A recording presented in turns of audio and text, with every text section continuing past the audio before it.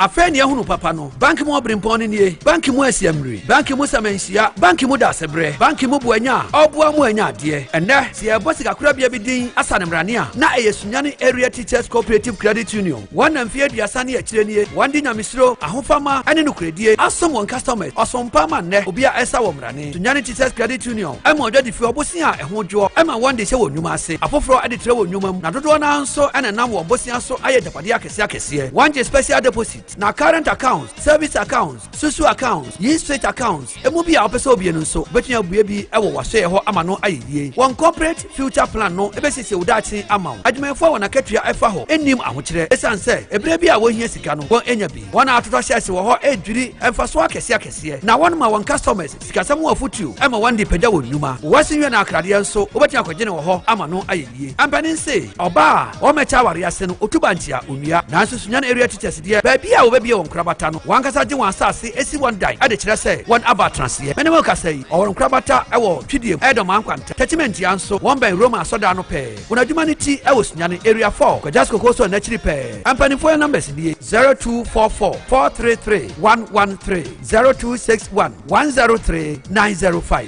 Sunyani Area Teachers Cooperative Credit Union omen adehie edamwase.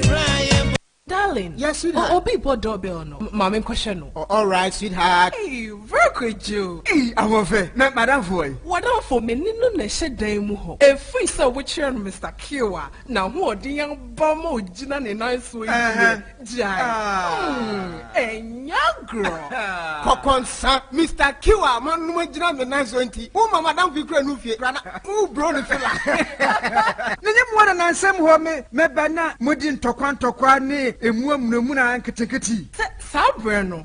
Na on sha same farm Mr. Kill. Mr. Kill, I think stress so. And the most important one is like my wife is saying.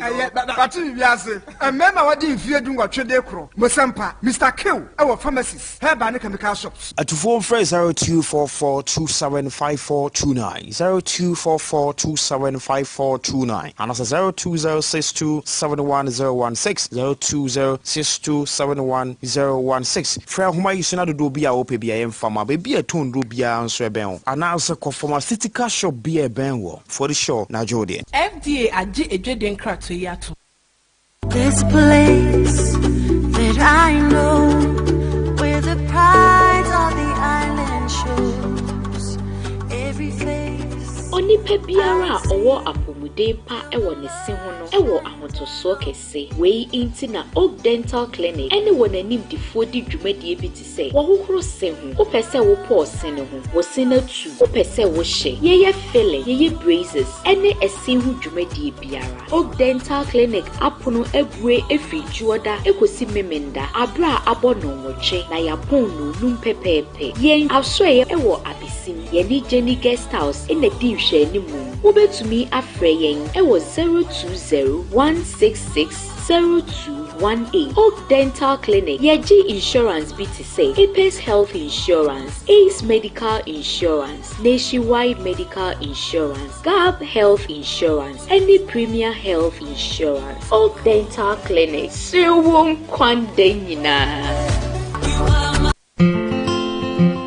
My name is Emil K. My son just passed his VASE exams with distinction from Ideal College. Wow! Thank you, Ideal College. Sementia Ideal College. Sunana Abdurazak. Diana Yazana exams daga ID College. Ya pass. Wow! ID College. Basu da Sara. Actually, Pajo, my name won't be a passy wasi exam say Ideal College. Oh, Ideal College. Na nyepo. Mindanyeshi. Mon nom est Alpha. Mio figlio ha passato son VASE examen con successo del Ideal College. Wow! Merci beaucoup, Ideal College. Sawatia Dansia, Aufo ye dear fi de college home. Mfinhye dunia chia Ideal College eba bunu maimi. Omuni obi ehia moda. Wo dwene ho se wo beko SHS. Na course obey na opese wo ye. General Arts, Business, General Science, Visual Arts, and Home Economics. Enya bra Ideal College na ye na teacher fo a wonim de na wosanso ye waye examiners no. Ema wonte Yesron Kokra. Your 2 departments so wasi and remedial. Your wasi center as school for no omotwa wasi nsohwe o yesuku wa. Wo dwene ho se obeba Adea College oni Sunyani kodem ha. Your boarding and hostel facilities. Emma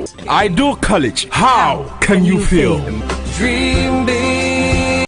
Nidia na koso wafun. Akwa we mimfudie se from nyesu abadro nisi we. You na nitigini ye. Swaba organic liquid fertilizer. Egu ahodo osen.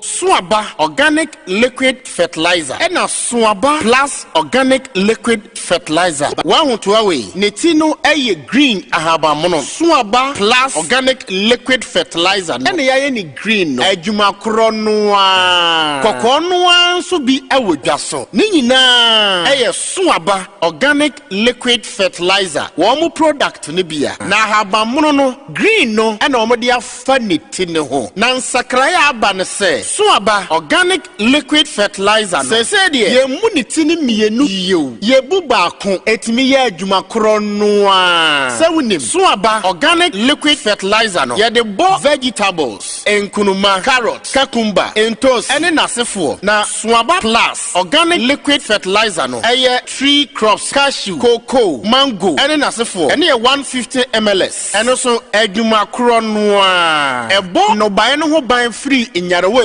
na no buy no anyini from so a natural opac view a company no and a Swaba organic liquid fertilizer na Ghana ha baby amoton agrochemicals bia no benye bia to na bra for her main office ewo Sunyani Kotokrom aviation kwan no ukọ ya huma onsani fa pe abrosana edikan no ehwa dodo bia wo petu aton ko ho fre wo mo 024118020 and 05967387723 Mofa EP Laboratory Crop Science Department KNUST for Edano Aje Swaba organic liquid fertilizer atum. Brother Bernard. Yes. Onia anope die ekom die demi pacho yenkope go baby ntowa ene nkwa die be salad kakra wele talia ina kokwa memre se ne yahye da ya ma mepe se wonim se ne mepe meduane mama tebenya wo se wo to Vodafone made for me bundle office star 530 hash e code da wo di benya achede ne sese ye pa yahye da ya ma wo benya wani mu nyina free 1 Ghana cedi e ko Brother Bernard enti wonim Vodafone made for me bundle ina wahye da de sie mi say oh the boss star 530 hash anio Wanisha utrim say odia we are sroku assign Vodafone made for me a chede ne sese ahudo me dress nya chede ne sese ya edemufo a ya hye da ya ma o bi minutes dodo a ode be call data ana internet na say minutes dodo a ode be calls any data ya kan bom dia ma o de dial star 530 hash na fa ho di Vodafone made for me sese ne a chede mu ana download my Vodafone app no ene ya Vodafone, further together. Now fear the ana. How ni man? I'm fearing you. If you are friend, not just in what person or boss one. Now you sure say fear very. The secret is Joy Chem Company Limited. Oh madam, I'm fear. Joy Chem Company Limited. Chance price beer. A bit to say IBR, IDT, SSR, self-lock, circular, tile, and shingle. Now ni madam Joy Chem phone chance in a dance. So if you can. Joy Chem Company Limited. For one customer factory. One no mutual chance. Where in your agent to me be. So we see some cry hawa. Omo akwenya. Omo de be faso. Na wa faso no we twes kanen kakran. On the sum of free transport. Adie piu a ema omo chance in the dance no say. E cra strong color cotton. Ema omo chance in mpa. Ema no so angry na nche. Nsoto so a enyino. Hwehwe Joy Chem Company Limited. E was Sunyani. DRA Poly Runabout at Ben Goyle Filling Station. Trouble 054-0125-818. Locate the main factory on the Techiman Kumasi Road. E was Hanswa Brigade. Yeah, Ben Liberty as on that. Over to me after Joy Chem for 054-0125-819. Mese, what dear Catonete, O Catati Ohrudian, once you are to Niamum, says, dear Chia, dear Sevilla, Niamo Born, some way retire, so Yanamuni. Now, so Ajumakuba could pay and what Juno to a sin near one, while 10 so Royal Foam at the near one, so 10%. Oh, yes, 10% discount and what you more beer. Now, what's a Tony boy, a fucker, you know, near Sacho, so you're quite a free pillow. We dear, I tell you for Yatia some do. And to we dear, one some rainy, some wire dimpono, or better mattress, papa soa, no what duffum. Now what does some ye freeness so? And until I'm found you sick a kitao, one some rainy, some better mattress, papa so. 10% discount. Yeah, you free so. Royal Foam outlets, beer or making a piano or recordo. Over to me, a friend 020-227-1000. Royal Foam was so radio promo. Rest assured. Nadia Manyaskay, me copy op woman I estimate your mum. I go POP Nadia, Sissy Mammy Rambo. But I say, Obeto materials na seminko tombro. Bobandi may here. Seminar woman de POP. And I say, oil woman de POP. And umpo me put cooking oil. Oh, you're open near my command. And I get more can if you're right, and this house. So, Pesaminia, a Juma Papa Maudia.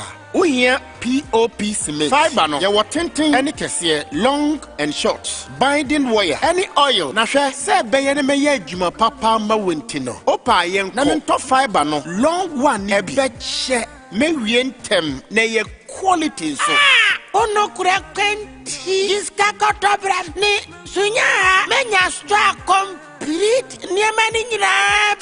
yes, Sunya had it. Any fear pre, any impatamu, any able POP no. Baby Bako pe any fire near Yefreho or Hima Enterprise. Or Hima Enterprise. Saukowa, POP cement no, and any product no. Egugumbe brew, but the quality one or Hima Enterprise etonwa, Obia so the any POP. Aye, sky deco type ni afe POP materials bianin accessories. Cement, fiber ya mekan, say long and a short. Binding wires, do beer or pato. Na and one of ye pay dimpo. And it ye pay your POP. Sizes of beer or ho. Bra. So what ton do more? I want sen kanye. What do you quite chilling so? Hima Enterprise. I will kia or what? But beer or beer or the bedroom.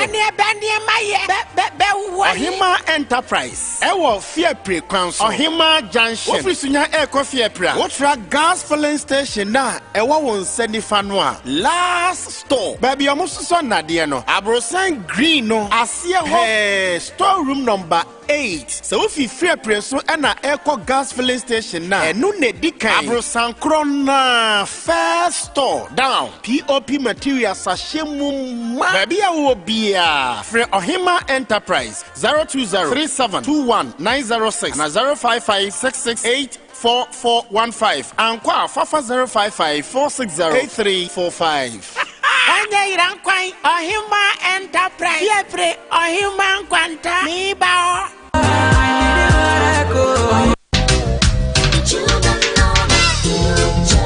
Mofra eye Nyankopon adoma chede. Mofra eye chede Nyankopon de dom awofo. Enti se oye panyini na wotete akwada na sabofra no. Se wudi abofra nani, wo hye abofra bi ane eye a. Eye ade a wodi tieti akwada no ne fa hodie so. Broni se child abuse. Enti wo se akwada ye mobo na wo hye no ane no adai. Akwada ketu ete se no watu na jeje mu yi. Wo hye niema ade aso akwada ketu ete se na ne kon nyina tai. Ti nya omobompu. Akwada ketu na ade ntade ete se ahye no amna deje nyina gu hoi. Wonim se odi akwada yi ekwa akoto amaniem. Atete kwada nani osu akwada famu no. Ya na buru adwene ntiase so. Why na kabiama akwada yi? St. Anselm's Anglican Child and Youth Development Center. One Compassion International Ghana. Omode nkaibo semi ba wakwan mu. Na unim se Ghana mamra no etiase otieti akwada bi fa hodie so de. Omode a na bodofsu anase any child related institution wo Ghana nyina.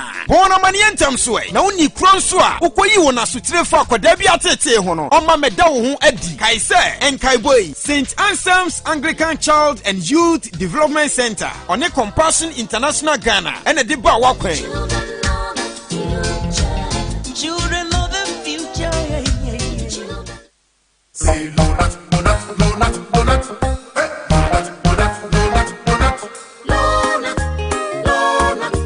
Young cotton donut. Donut, donut.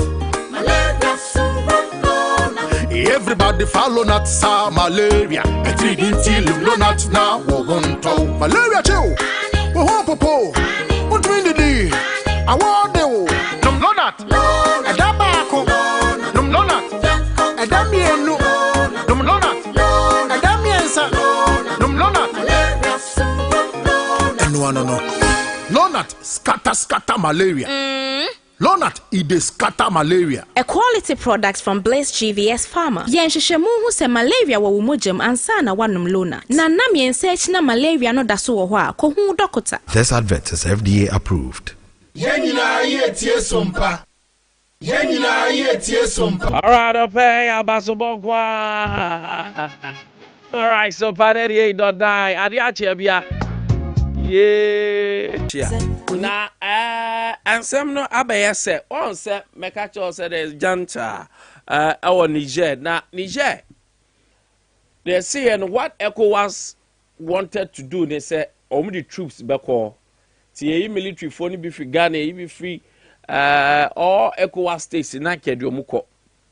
And a lot of security experts answer the warning in Akwama ECOWAS in paying for say better so better na say na omaka asem diplomatically ombeka asem diplomatically than say ombe omagin say asem na ye kan no ya di soldier for be meet mu samo my imagine say mu so mfira akonya no so a yen so ye wokwan a enso yen so ye betwituo and because if the moment any junior be omagin so mu yes no we declare war and so and a war so it is better te na me tie oleje wale na ja for di ndie na asem kind say oh baby o madro no plans are far advanced and he believes say about diplomatic talk enko yese ebedu baby no bia na we atwetu esa emboa Africa nyina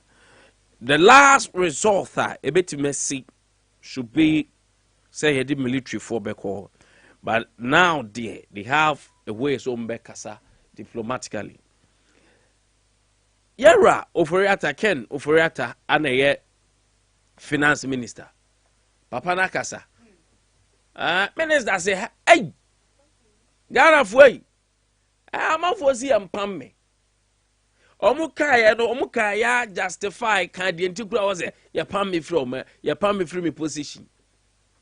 Minka mini asem nanso asem no mka nyanya asem nti obi wa so rada keno for ata de watwi nani ana onte kura o se hwe Ghana o tifie na ase ye kan wasem a wonte awoboa e bo e ba be gu uchem na he stayed nti a wanko ne say na wonim se ba bia yedru no he said some time ago our parliament catch say media budget review no catch say 2022 last year I feel be minister so no ne ho pa because oyo be say Dr. Isi from na one fan friend back no odum ne fo a enya fine to ono asem o kan say o fa ko bia o fa ko a was o return oyo bia odum ne fo si so nti asem bia o tibi na o stay so osum ne man no ndo nu se ba bia Ghana edru no ye beje Ghana SCA I don't answer ho now don't forget the Bank of Ghana for also say asemo mbeka say o mama Ghana government sika amanfo twana yampia so they also offer 60 billion komano now yeah most of my system you've lost 60 billion Ghana cedis now 60 billion my no says the Bank of Ghana for say hey omu da na sa loss no affect omu image bako kra so because the Bank of Ghana for na kohwie na mobo ana say dabi what they are detailing say omu di save oman Ghana it is all to one why you say Bank of Ghana for so mambo ka but to make catch place the Bank of Ghana for so there and come go to come shed crab because the save Ghana. Na si etimi 60 billion. Near copper 6 billion. Near copper 3 billion. Na me hu ye bobo. Ya kwa no pay ma chen.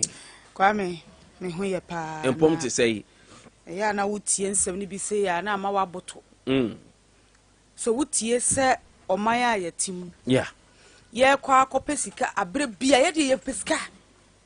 Na so kakra na ya bobo ano no da bia na ye de akokɔ agina ho no ahwete no. Cash. Omaya ye kopɛ sika no da bia de akokɔ gina sika ho ma ne hwete. Ewia na ya san abo abubuo na omaya ni sika nim na omaya ni ye kɔ IMF na ye introduce tax we ni ye nya se na nipa kakra na da bia wo mutu ato no ye beden wo mo kakra so na ya bobo ano no na ya san ahwete no.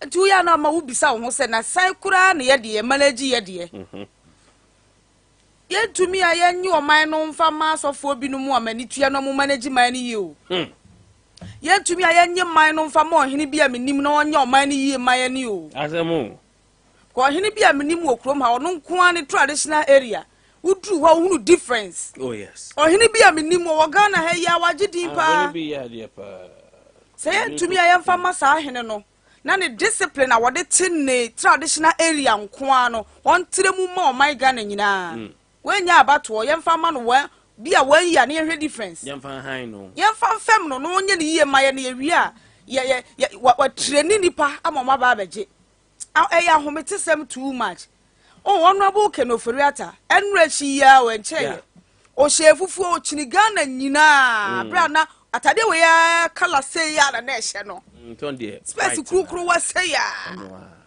o chini Ghana nyina na dance ya na o ka kire Ghana fo ne say ye nko IMF ne enko na china ba bi obegina bia sa time no asem bia ni wa obeka obeyi sa ho kakra na firi mu say ye beko IMF Emma me kai say one of the international media personnel kra ba bisa ne say papa obi akika kasam beko IMF na so mu say no na da na mo ama no ne media for the sebi o mo adwenfo sa afa Ghana ho mo dia motimu kro mu no motimu man mu no mo bota ne mo mpa ebo nyina se da bia na Ghana de ya fa ye bag ya sen ye motuam ada ya ye ko IMF ko bosiambo da bia mo dia mo hwehwe no se ye nkwe e ma ne ye nkura star ne nkura bi ye nkwe kwa me ne ye le se nya pani kasa na ho ntia kemeka se wadada Ghana fo na se wo yetrofo papa ikaya ma ministers members of parliament be ye obi akasa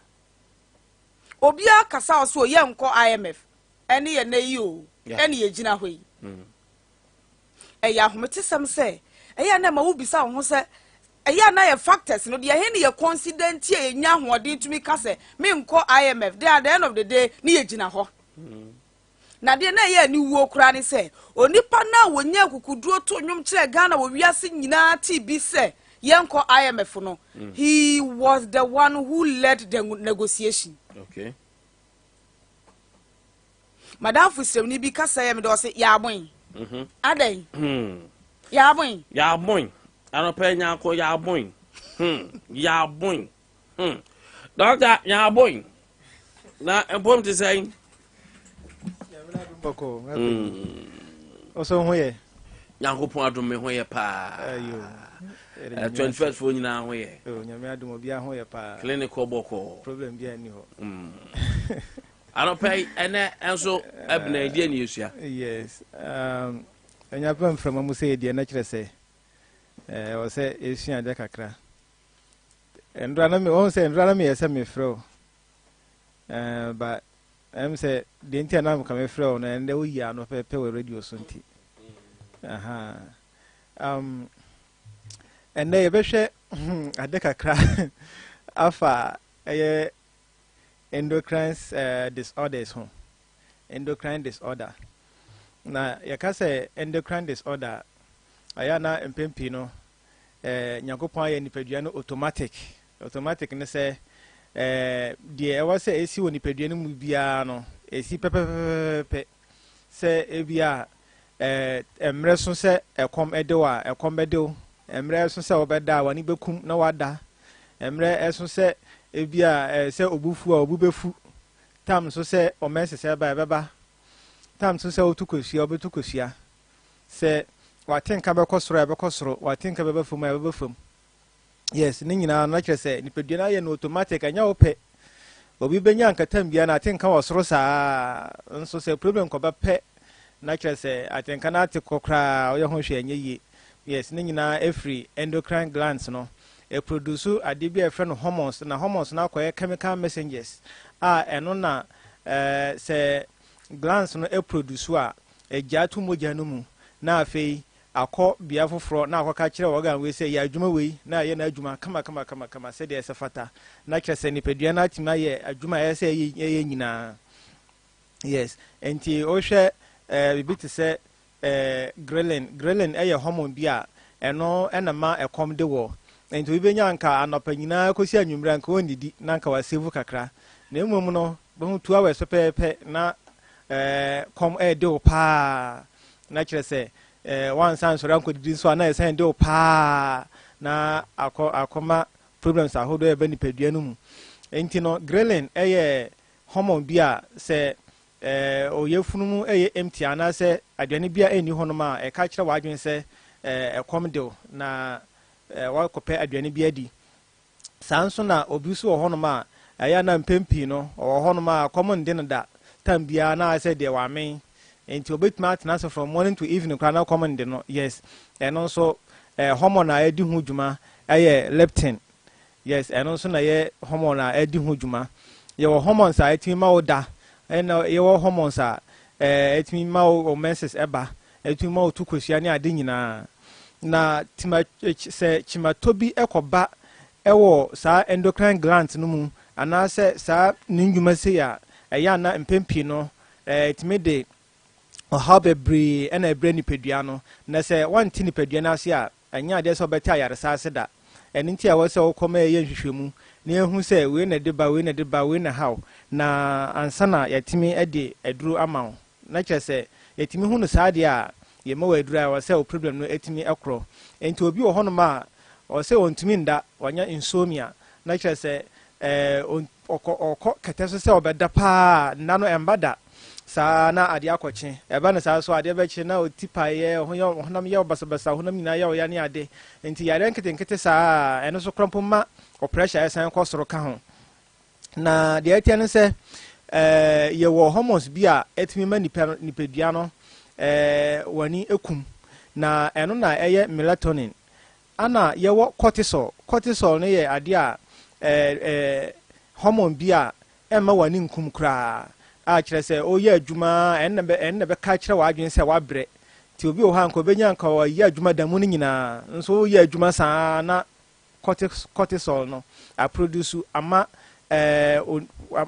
wankasa wobɛte atenka sɛ wobɛnya atenka no sɛ wabrɛ ankasa yes ɛnna ɛyɛ cortisol no ɛna anadwo melatonin no ɛnna ɛka kyerɛ wo senses sɛ adeɛ asa enti adeɛ sɛ saa na ama wayɛ dɛn wada yes enti wo de hwɛ sɛ wabrɛ saa na wakɔtɔ hɔ sɛ woda na melatonin no sɛdeɛ dodoɔ a ɛsɛ sɛ wɔ nipadua no mu no enti ma nsi so papa enti ɛba no saa wontumi nda wohu sɛ wabrɛ paa nso wontumi nda yes ɛyɛ a yɛwɔ nkurɔfo bebree a ɔmo fili saa sensation wei a meka yi wohu sɛ wotumi hu sɛ wotumi sense wɔ nipadua no mu sɛ wabrɛ ankasa nso wokɔtɔ hɔ nom a wontumi ɛnda na kyerɛ sɛ hormonal imbalances bi anaasɛ endocrine disorders bi ɛkɔ so wɔ nipadua no mu yes enti no obi wɔ hɔnom a wakɔda kora mpo no anadwo bɛyɛ bi a 12:1 mu hɔ no wobɛhu na wasɔre na ne ho fifiri ɔntumi ɛnda na ne nkum baako mpo sei a ne honam nyinaa so ɛsi a na sɛ deɛ ɛhyew bi na de no na fifiri te no saa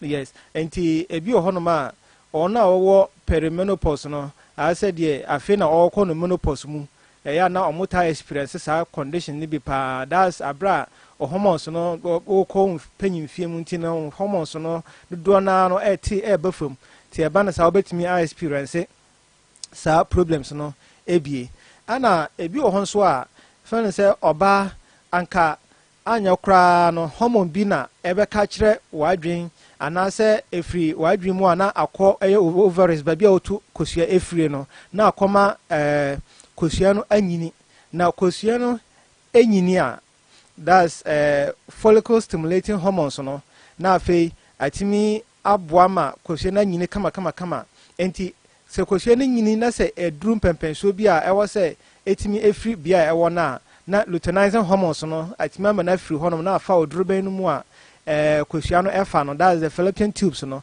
na akohia bema ho so, that's the sperms no, na atimi aboa ma nyensan no ayeden aba na ekoba no se nyensan no amba na se emre no so se onya menses a na hormones no so ayeden asama awodie no mu awro kama na wanya menses enti ekoba no se hormones no so ensisi so yi a hormones no ensisi so yi a na se hormones no kobro so ana esote a sa process we nyina no betuma anya problem ewo ho ebetuma aba ne se ontu kosua kra ebetuma aba ne se watu kosua all right na mum no nyinsan ho sansam ebeden kakra yes aha enti obi ho no ma obahu se na menses crampo no eba emeye eba na aba kakra bi se de wo se eba na enti mba papa anampo tamo se na menses eba no na menses no ensi so obahu se eba this time akakra tamo ayem go se eba na esan ba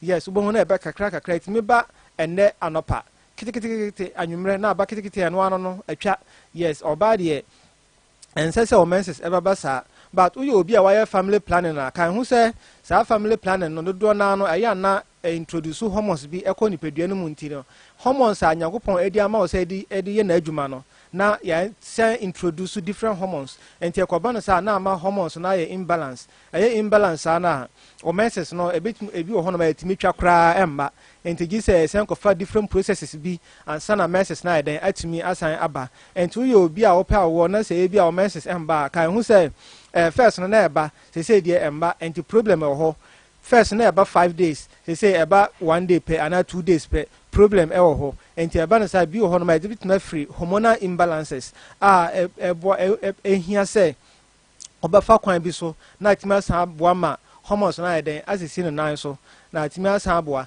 na afen so sa osan wo hormonal imbalance so a ebi ho no ma o menses se de eba na obeti yaw pa that's dysmenorrhea bit mama what yaw pa abra o menses epese eba ana se eba no pu no obetimi ate yaw sanso na menses no krampo betwemu a akire no obohu se yaw no eba pa obi so ho a moja timi tu no sa ni nyina hormonal imbalances yi ebetimi aba na aya na mpempi no wona won fie ekọ animu enti oyo oba ya fa na se every 28 years 29 years 30 years ekọ no nyina no ya de se obetima ahia anya hormonal imbalances we ebia over 20 years 24 years 25 years na se also wonya sa conditions we bia yes hormonal imbalances no ebetimi asset in within that period no na emom no ya na dodo na no se one won tem na odru 30 years ekọ na afi na opese owo a ya na mpempi no otanya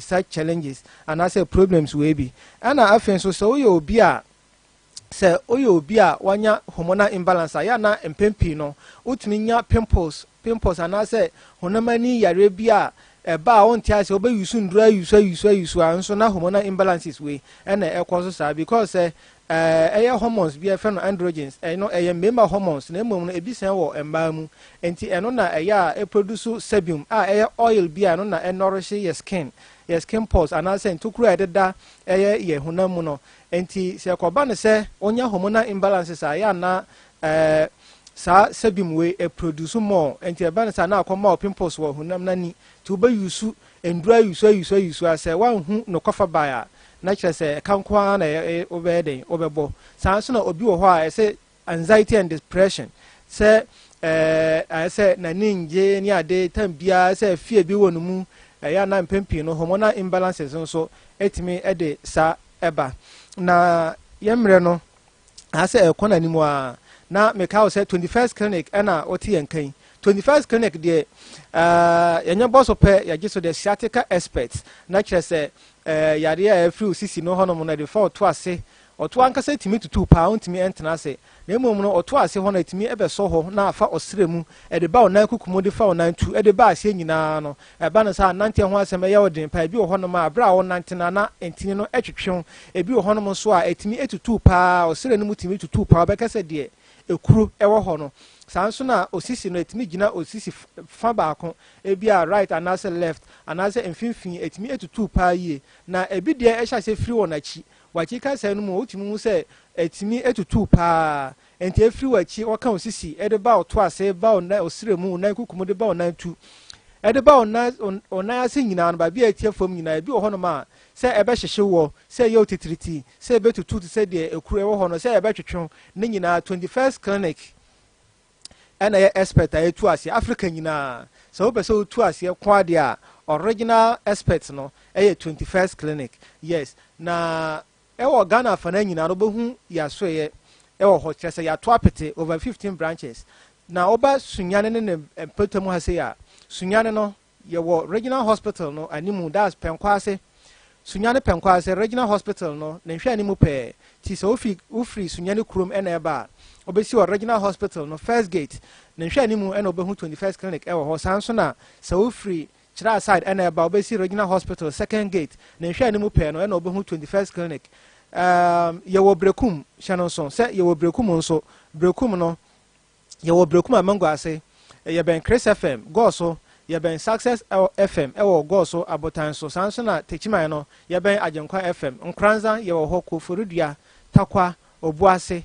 kumase sehwuaboso debiso Accra emiamia bebre wo de freyen wo 0249 311 311 0249 311 311 0249 311 311 make say na enye 20 enye siate kankwa na yesa ewo yaso eye se eye yare afri oti ekopem onase se ye tipaya odi achini abre yefunu yare a odi achini abre se stroke ena aba ebia obi a odwunso ntentem asichire yare mojabroso wo prostate enlargement awo honsensem se ebia waware mfieri do seni aha ontumi enye den emfa afro oye bema na se oye obampo na o pese o check hu se utumi ewo ana ontumi enwo a for wani kire 21st clinic ye hwehwemu biara ye se ye se scan a ebetumi atwa ye hwe obrebo no kidneys ne ya hwe yade no kofa ba yankasa enti ansa na obefree 21st clinic na se hu de ha onu nyina obebeka se wako ayarasa bia kwa de ha no doctor nka nkyere no enye 21st clinic a oba de ha onu nyina na o se kyerekire omu na ya kyerɛ no ma bia enye ma obebeka se enduane be na mamindie na ne nyina no ye be kyerekire omu na ye send machines ahodo e de sayade no ye massage pa massage therapy ye de kan ho esa o ya de ema eni ntia obi a wo siateka bia no se ye osisi wachi ena etutu wo osiremu o titriti a ona ye nyina ontumi enante obi wo hono ma onante ana se de ne namu eye nemre onante kakra bia na nan agene ne nan mo aredudu gisa o trans kakra o da na dwona o ye se otini mu na bia be hye wo na kukumu hono ma se de wonya mozo pulse no ontumi endante no na mu ne nyina no o de ba 21st clinic say ebetwa kra obegya painkillers no nom say bia oba bi ya o yakọ painkillers na no ma o pese o gya no nko ade a for wani kire abibidura so ye na ye 21st clinic na ye fa ya machines ne ye bibiduro no bi ye den enka ho nsa o yade no ema nti efri oti kopemo na ase ye mba o yade so a eno nkire se ye nsa wo ho o de ba ye be hwe akire omu bibia de ha oni nyina na ya sa o yade na ma na afri ho kra Shannon so say ewo Sunyani no ye wo Sunyani Penkwase regional hospital no first gate no ena ye ne de nhwani mu sanso na ofri Chira side ena eba obesi regional hospital second gate ne nhwani mu pen no bo 21st clinic ewo ho ye wo mieme bebre enti ofre ya ba bia wo ben bia na ebe kiro na watimi akwaje wa yaresa 0249 311 311 0249 311 311 yada obi bera sese wanya emre atie na next week ye be sign so ahia dog you say that's pa sana pay wanyamre abecheche 21st clinic sciatica and yade bia esuru odam o wife to kwan na o tade no pie kura ana wo mpedi bio me wife skin ne de enye skin na ye de pie ne bio ne skin no ente se o wife de ya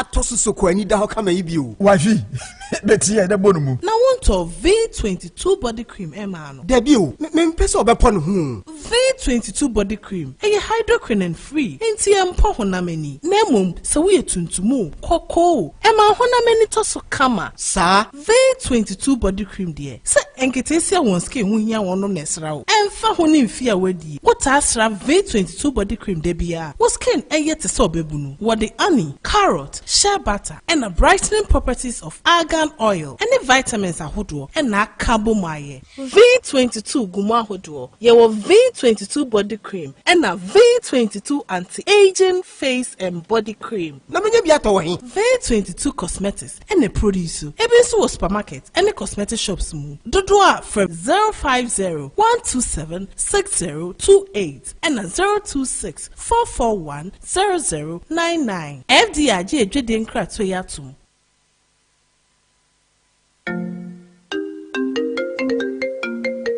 Hello, Adua. Efienio, Nyamia Dum and Royal Travels Adarumenti. Mabetri UK House Dream. Royal Travels for now me can one some no. Abuam when your UK work permit a kudra sum dreamu. Ane, meniness 14 crown a buy. I said the one dance extra obia. Say Royal Travels, Ejinamu Mobia, or Pesunya, Canada student visa, Canada visit visa, UK student visa, and a UK visit visa. Onyan is simple. No him say Royal Travels, Essanso Bois, Mobinya, USA visit, any student visa, Schengen visa, what to make Right Travels, Ewo Kumasi, 3 miles, one Eco Bank, Edi and Mshe, Frewo, Ewo 055-085-2379. Right Travel for dear, Wamushi Shenina, your papa, made das what boy me pa.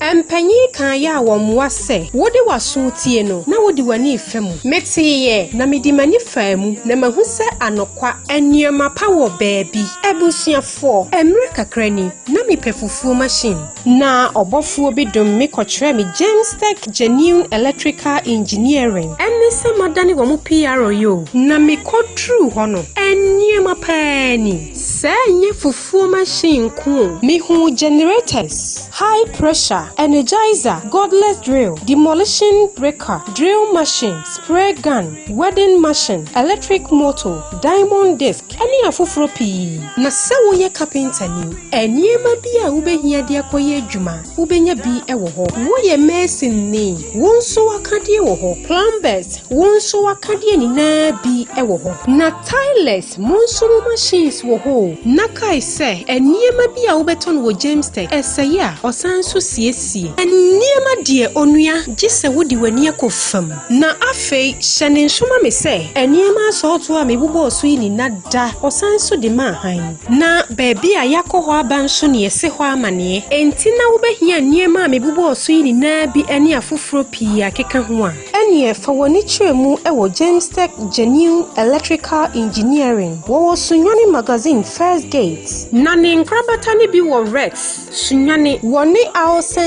was when in a dear name shepe. Any James Tech and Ninsa was so a was 0505-016-771 and also says 0549-893-722. James Tech Genuine Electrical Engineering for Waniko Fem Netobi behind be Nebe CSC.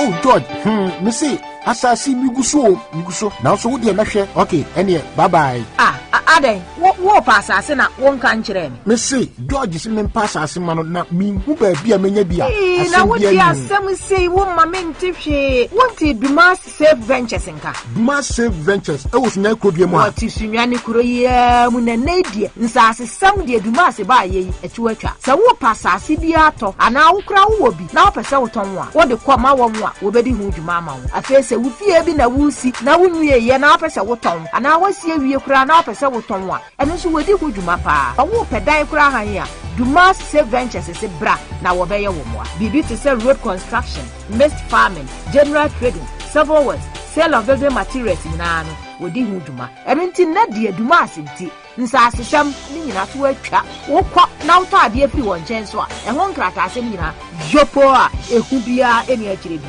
mesrɛ wo boa me na mehu baabi a wɔmo wɔ Dumas Save Ventures ɛwɔ Sunyani Power Avenue any Brony Store Lane no a ɛbaa besi main municipal hospital lane no mu no wɔn nsa benkum so wɔ zongo so hɔ pɛɛ ɛne wɔwɔ wɔbɛtumi ne Dumas Save Ventures ɛdi nkɔmmɔ ɛwɔ 024 3261 709 and a 05074274433. Dumas Safe Ventures. Yendin and ye honam esse. Question way, wow behunu, pedansa, neje 3 points. Manenko, good. Travel and tour company bɛn na wagana ha. Ɔka no kra no agye ne hodi enti. Ewia so man bia wade wo kɔso no. Otumi betena TV ne radio so. Ɛka ho price kra akyerɛ wo. Na nso amfeli. Sir. Hold on, I'm coming. Sa travel and tour company kro ya. Wɔka kyerɛ so apa dwuma, accommodation, ɛne ho salary ɛwɔ abrochira ma wo a. Obɛkɔ saa pɛpɛɛpɛ. Say your school ana holiday na wo nso a. Ɔte ne tɛ me patro me hunu. Hold on. Odomanfo kɔ US, Canada, UK, France, Germany, Poland, Romania, Cyprus, Cuba, Malaysia, Indonesia, Australia, Dubai. Just say if you are saying never. On to me when you see car. And your last chance travel and tour. And your last chance travel and tour so ampa. Was higher ticketing and reservation simple crap. Mama bonus wo. Oh yeah. Kumasi Obuokom Junction, opposite Church of Christ down. No about 360 pharmacy. For 0543 565 968. And Accra, Kiseman Junction. Game Panya Chumba Takwano so. For 0553 985 231. Yenina yetie Sompa. All right, indeed. Only baby at here to say, or Somfo, ya Yahu Brassia, and Yanidie, Somo 98.9 FM. Dr. Isifia, that's your baby. Sir, Ebnada, my who ya pomding, na apomding so dear, only a pa. O apomdia, and a TV Juma. Emano Eye. Yakwa brother Martin, I said, Yakwa, I think I was with you now, Dr. Abure Mano Pay. Yes. Yeah, Mammy Samra will be. Medas and Nkwantabisa, Fedia, Ebreno, quite a crabby woman, Timmy Fanchi, Ama, Mabushia Fano Pay, one more dear Fidiana to 98.9. Quite when him said, Wababa, why our next Steven Tone. Breakfast where I see hey. Yeah. Then Ryan birthday. Oh, Emra Crata who seen a bed come on me. Then Rose birthday. Rose, belated birthday to you. And Rano, a farm who cry, refi cry, and Tifacha me why. Me my belated birthday. Na Minia very much Shanton or Shanton Classics or Ton Eche. And no pain so be a fidi anymore OTA. Only Minia penny Abdallah phobia, marching you, Mijisa Umpomuye. Kwame, anopai na mitie wububon samne so na matisa wo se honorable Kenoforiata Ghana swafo hesika semunto tiye so se yeah na ye ka se onfiri akonya so na onfiri ho nyina no na ye dika na ye dika na emom na osom Ghana papa yi Mr White eya sa na metai friend na ya kuntunkunu ku Mr White o se ye ka se onfiri akonya so na ye dika na wom na so no osum ye esom ben question okaya ba ma no preko ba me say esom ben o prepare me for elete eni nkrata akope bosiaba eno ne suma na wo som Ghana for sana me hu no na nka menim say ansa na ye bekosa ahwe hia mremu no na ye fuwe no na enyina ba bia gina sese 11 series no ni ye obilo enti bra ne ye kasa wonko no ne ye nenam almost 24 cedis per liter so obekaye a na petrol ni diesel sa time no 23 22 24 per liter onya godom na nya gallon per liter na twam 20 cedis sabre no na inflation na kwa ma minsuro nka na twam 50%. Sabre no ena me nua Philomena da bia me boni din ka so mo fra me bia wo se sister me bosu me akatu atokofo galo anwa ba ko pe o sabre no ena na wo kɔ masom na wugina ade ne ho uto yi sika fi wo pese na wallet na wo botomu o na maame na nya call papa na nya call o receive call ni wie ye no a no wasen aba mpacho ade na meka say ye 20 series no mpacho say 24 oh there be 22 see there be 24 ya tum tambe ni ya to say ya frema free baby a me fa ne ma ne say ya tum sa time no na wo fro car na wo ka kire taxi driver J.O. Mensa me wofa aka secretary secretary Messi e wo S-back wan ka ne ntem a otumi de wutwam na nya bo apaye o pressure dana brabo so sika wo twi ya wonya ye no opon de nyina ko filling station akoto fuel sika wo twi ne damu na onya ye no se wopon a entumi nye ses unim de ntira ma fa me ho adwene se S-back de he ya menya brown ka me ho menya prince ka me ho me ani nkomo ni ye kɔ ni ye kasa ni ye kɔ ni ye kasa be won se aduru S-back ye mfro ka sa time no na me tifi apre kwa me o ba boys yi ni girls yi ye bo ni yes ade ne hyena som se de wo tie nwuma na so wo tie sompa no be wan so aduru Bank of Ghana ho no aduru fi apre run about on na e kɔ no prince mboa sa time no prince nanti every wodoma se bese no kɔ STU sikari ni ho sabre no na obia fili say yes ye hu chire yen kwame usika bosome yare betua wo ka no ana sika wo koton ade a wunya na na sika wo kodi wo pa kakra bi a wunya ye no sabre no na value bi anim na sika na ye ha obi ni me be ya adwene a 50 Ghana series eno de na sika tan e wo my Ghana mu uni tan na ye ne se uyi na wo sesa de to ade 10 cedis ete se de mframa ho na to atwene ni sika ni mu aye ha bi so mo na edidwa koko magazine ha ko bi samu of just one day so was wo kranie ma spare parts de aba was sesa Ghana cedi no bottom ma koko bottom ma efieru aso amema was sesa no ma no de akwaje dollar ketua bi be se ne nsama no be a complain sa setene mo ayede na kwame enka ho che we nyina chi no nka bosome so na nka wa rest kakra na ho atɔ bosome so a ukoto power boarding oh yes bosome so na Ghana waterfall be redi wu meter no wo de ba na wo yem ahyew enti na nipa bebre nware twice a day o wo dware once nsa nsuo ne bo no be yedin nipa bebre hye wo mo yire ne wo mo manom nipa bebre hye wo mo kununum eye strategy power no wo hu sire obesia manage no nka ye pon anwumira ye betena se atie nsem sisia wapama na adwo 10 eye tie nsem sisi no ya so TV ye tie nsem sisi sa na adwo no abrekro no ye charge ye phone sa time ne de ye dundum TV ni nyina ne ye charge ye phone ye tie nsem sisi technical and tactical na water bill ni light bill sumwa ye din no bie kase ye rua kana forata ko se me sum Ghana for wa sa no aka che ye ne nti kwa me ye misa ye ho se esum no nsakyra ye dodo san na de aba esum asata me ye complain se ye ho kyire yen enti finance minister kwaje wa home no sa asum no nsakyra ye a de aba ne se ensuo ne nkane aboa na ye tua na aboden e was September, October, November, December hono esonte ye yasan ya tum nti esombe na no woka ho asemi light bill ni water bill na ne boarding no asan akosoro ye nte so nti sombe na no so osum Ghana fo no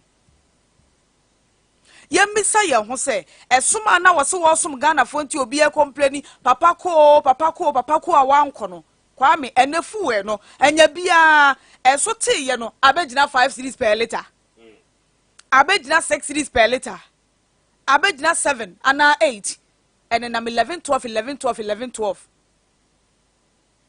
obi be argue se sia wo ka mu se na se free 23 24 na wo kana by 11 na na ete say ansa na eba 24 no say na na ejina ansa na eba sa 24 no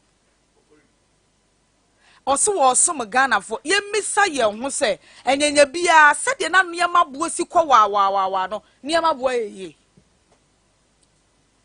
ena wo kodwa so a kɔ ha ya bayira mu no maaye na so ba yere ba ko ye sei se ye bu o man no a ye to mere bi a ye nka no kore nkyere Ghana fo ye ma ye ne a tumi ni wo ye ho se kokromoti ye tumi elect wo bi ma ne kwa aban mu ye tumi elect wo bi ma onya ho opportunity nya appointment no ye mom na sese modi obuo ne die ma ye be ka no muntie bi Ghana fo nyina se asetre mu ayedin. Even your members of parliament were calling for your dismissal. You say me some Ghana fo esom ben. Ma me fasi ha kwa me na me nche sika kakra no pay. Absia fo no pay. Me pesa ye che ye ho sika. Sika ye che ye ho ne se. Obekwa akobo bet we akwanya ni bi. Obetwa bet. Obema Samuel Lupre na tu. Unu de ntia me friend Samuel Lupre no. Wo a wote ho a wo bo no. Enya wo na wote Lupre ni mu. Ti unim di otwi Lupre na de koso na de wabebo fam. Enu tia ya me friend Samuel Lupre. Eno ye aviator no. Betway for the love of the game. Unim fie du nwotwe a. Untumi bet ya gudie no. Ehu dontra. Na o bet na sika ne ba ko Royal Foam showroom bia eben wo na kokoto wo foam ni bi. Me pa cho 10% discount aba ene se ebo no ya han so wo ha mo chichemu edu. Me pa cho se wo to a sumiye mienu nso so eka ho ma wo. Royal Foam showroom bia eben wo obeto bin 020 227 1000. Uto foam ni wia na afei wakwa akoto aduro na be ma de wa hoden wo fam a ye ma ye nyam wo ma parliament wa ye mfa woni agro ye be di ho nkomo pa menka na ada ma ye hia ye di nkomo ni mu a comment station okobisa na ba for the some ye traka mu a ye kan some women we are there some your hobby. But se bem wo hoden ni e wo fam na se o mpese ma do be ko ma parliament am Mr. Kill eboa mo hoden ba wunya atenka na se wo sane wawa no eto atwa ma utumi che kakra hunchun capsules so ebia prostate na ye kese waya se real se beman ana wugu nsuo to as wugu nsuo na mu ya wo ja hunchun capsules oba sa himfie wonya wanhwe yie mema do ko mema parliament ya obesun blood.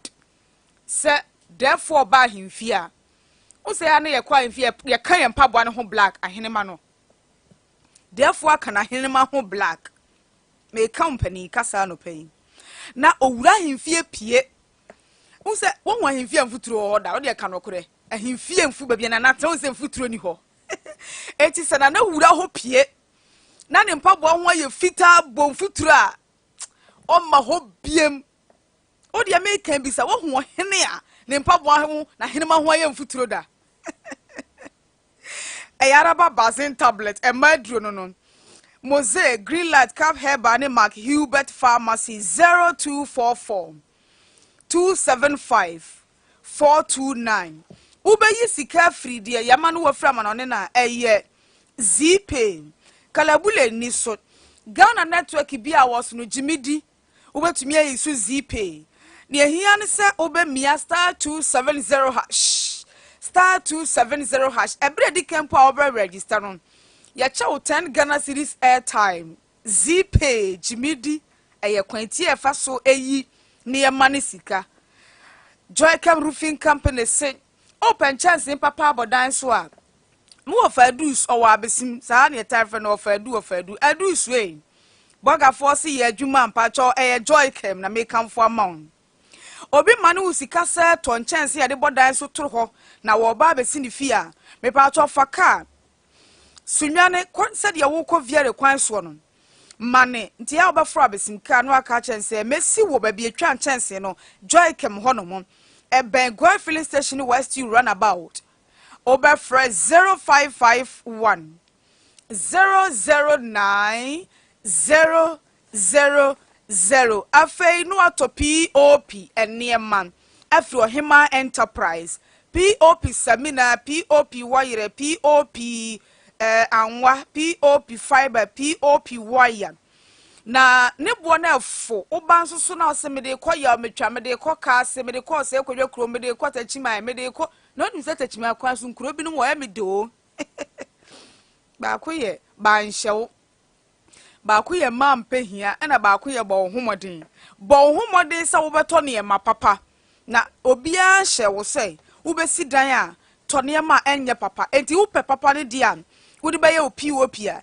eyo hema enterprise wo hema nkwanta wo fie prekwan so wo tra jokuna gas filling station wo kakra bia unsani first baby weather for ne wo no 0203 721906 Anatabo Ventures na DWC papa badwason na ye had ye ne de efrigintawo sanitary say ye China memu company na wo ye water closet papa ebi na Anatabo Ventures akofa de aba de tie nie ye niama ne wo nkuman akese e na adantamu Anatabo Ventures ewo wawasua station wo Sunyani ha PWD babia Newtown Abransa fufuo no ewo no awonsa benkum so no babia yamunike no obefra 0553 288 616 0553 288 616 na ose enya obi no wo kasa na maka cho so wo hwe wanum bebra na o ma o signal se wo kofia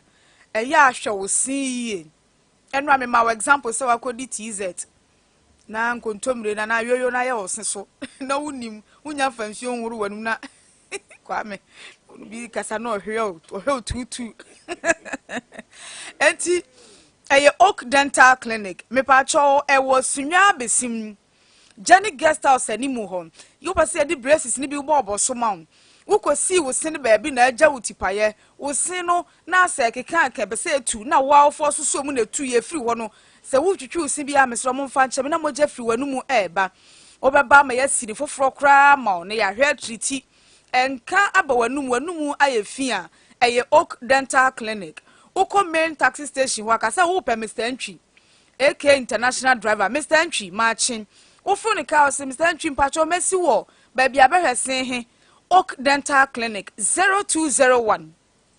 660 218 0201 660 218 se wa wie senior high school atena fie bebre wantwa English wantwa maths wanya science ntino wontumi nto awade sua so an anopai be register wo Ideal College na remedial classes no beye bi onso so wutwa kama but bibi nti ena da so wutifia ebeye na obi so afa ne ne gye won so obekọ senior high school no ye de abre bia ye wo homa won so be register ye general arts, general science, business, home economics and visual arts oba Ideal College ye wo weekdays edwada kosi fieda ye wo anwumre da bia baba na anwumre saa anti onfefo no mo ye adwuma no wo mani beba ho so no no wa pass ko ene ye wo meme da ne kosi da nso de e wo ho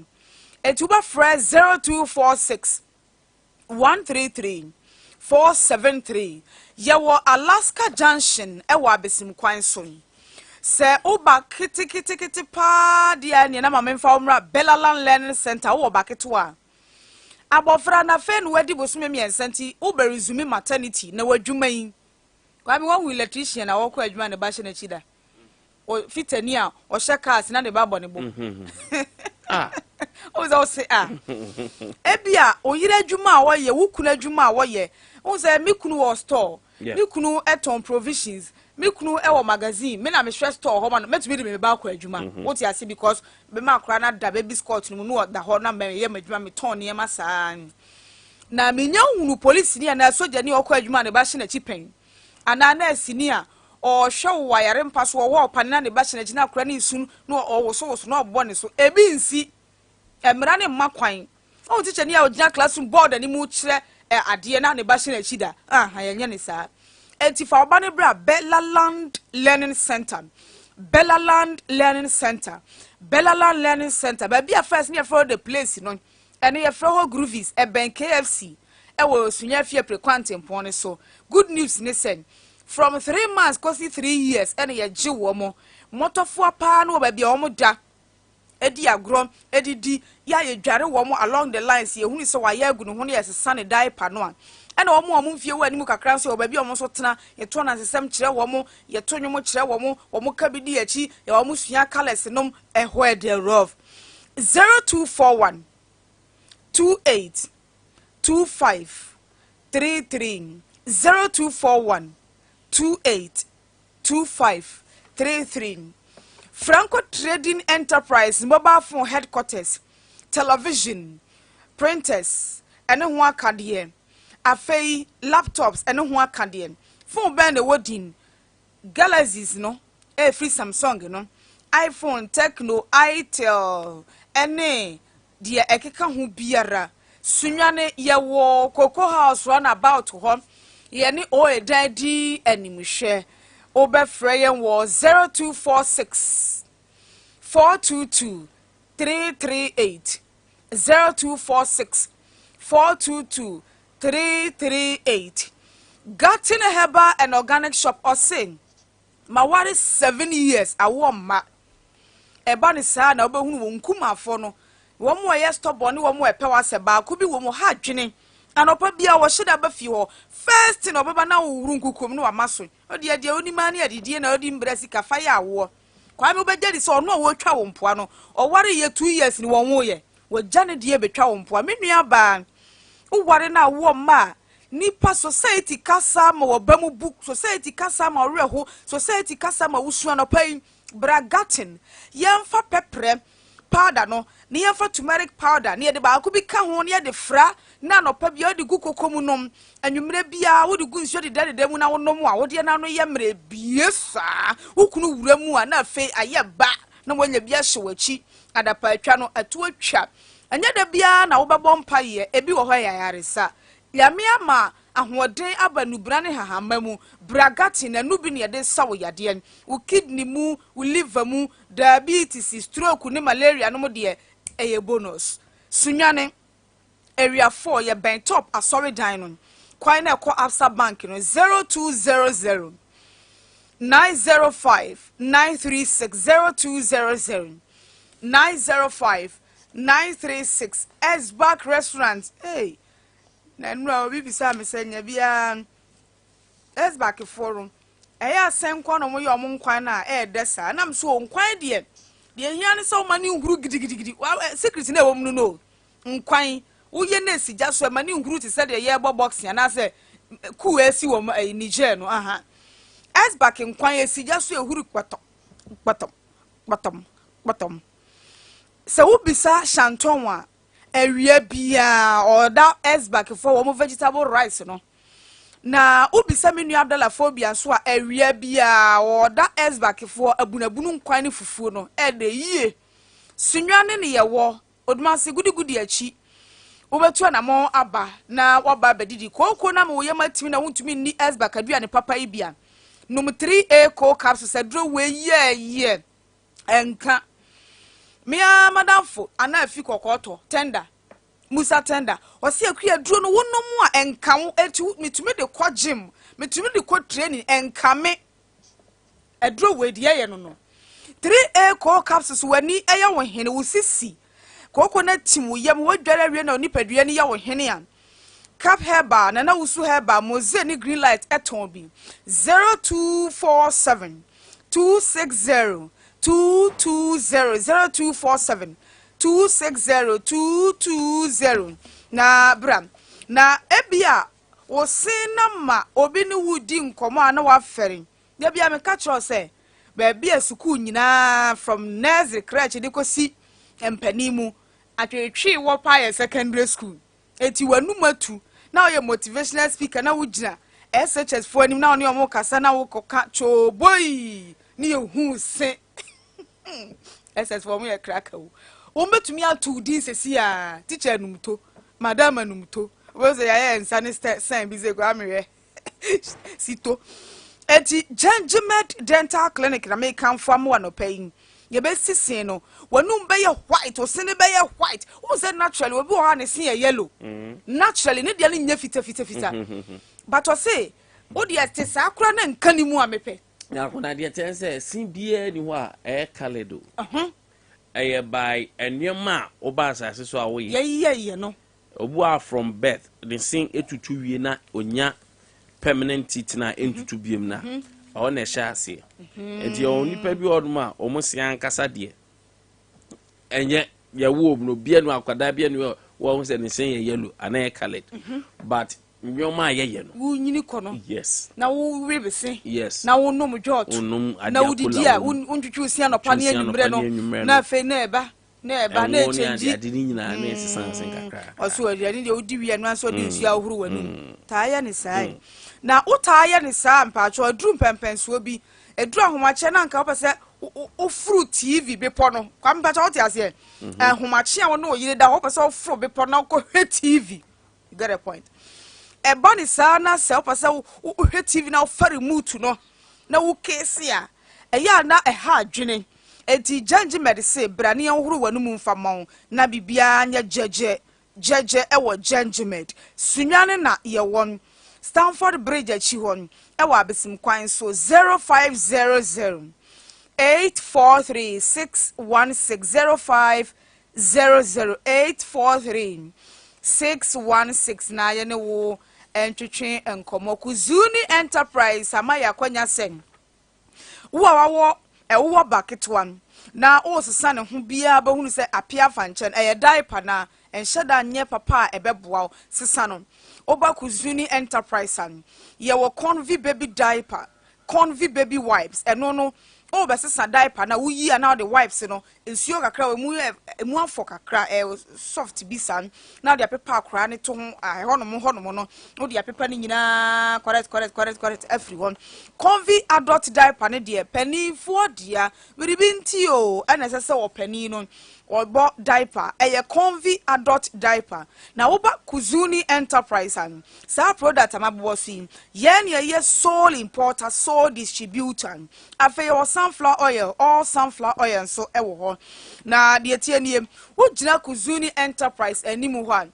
wanimu tintin so pe na Kuzuni House of Original Designer Perfumes ewo usai obi won say yes ade egu na ta ade mu no ne motua mu no ehwam na bi nso de wo sign ho a na waye wanimu style bi kire se nka no enya de a ehyenkuran ebia me ka se me salute taxi drivers wasi sister ye bre o ya wo kan na ye de passengers phone bi miya taxi drivers no wo ka mu come so obesie no driver ni hwene anopai call Kuzuni House of Original Designer Perfumes na kwakwaje spray ni deodorant papa odi bi gu mocho na bi gu tade na bi gu asoachi na odi bi gu ba bi watch ebo no na ma ho ehwam ye wo New Town anochi drugstore tra no ho no aye nkwachi pe brain 0243 432 666 0243 432 666 Kwame Mpacho say oh yade no biaba fie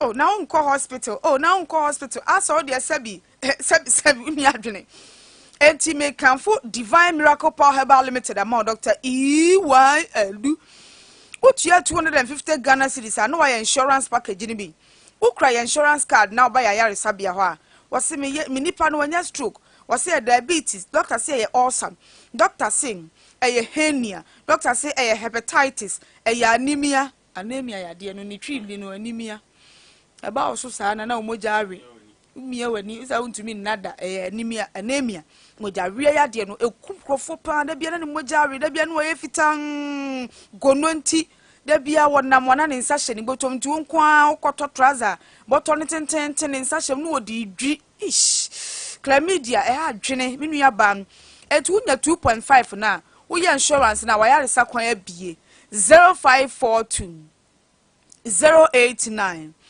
983 0542 089 983 na wanya wayare sa abra waya insurance package ni bi na Nkwantabisa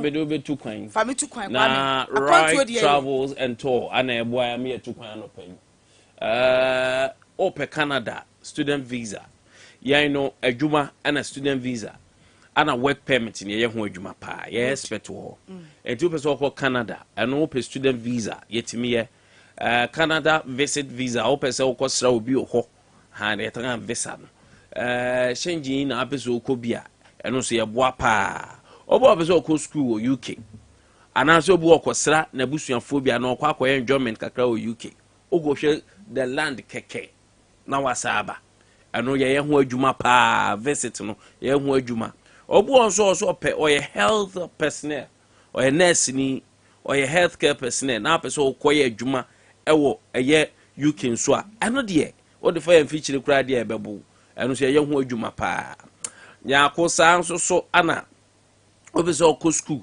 ana ɔkɔ visit ɛwɔ US a ɛno so yɛyɛ ho adeɛ tafo ma 3 na abi ho yɛn yɛne ɛkɔ bank ne ɔhɔ na yɛnhwɛ ni mu mekyɛ kumase for 0550 852-379 0550-852-379 anɔpɛi asɛmdɛ baako nso ɛwɔ ɛma wo ɛpaa ne sɛ James Tech Genuine Electrical Engineering James Tech Genuine Electrical Engineering na ɛfrɛ anɔpɛi bi a ope fufu machine ana ope grinding machine ope drilling machine ope cordless drilling machine ope cutting machine ope pumping machine ope generators ana ope ɛno sɛ bra prosper say or tonke to tell you super upe bia ye adwuma se generators a omu han bi omu ton bi adom saade bi air repairs me so anopay mo pom ho a organize this amope machine ahodo e de aye adwuma no you organizing machines ahodo ho saa so ye electric router upe mowa